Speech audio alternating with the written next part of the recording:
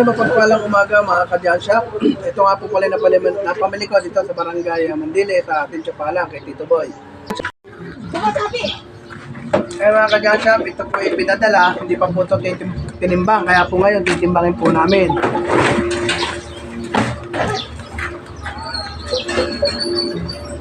Pero babawasan po natin ito kasi ito ay bulok na.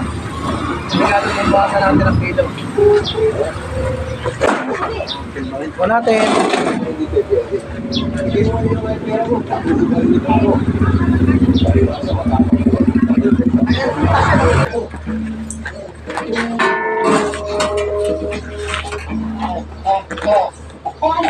Bigat. 23. Hindi, tatanggalin natin. Puro kalawang yan. 20. Kaya mga ka-John Shop, ito titimbangin po. Tandaan nyo pa pag ganito yung bakal, inaawas po yan kasi ito ay bulok na. Ayan, maraming salamat po. Thank you for watching.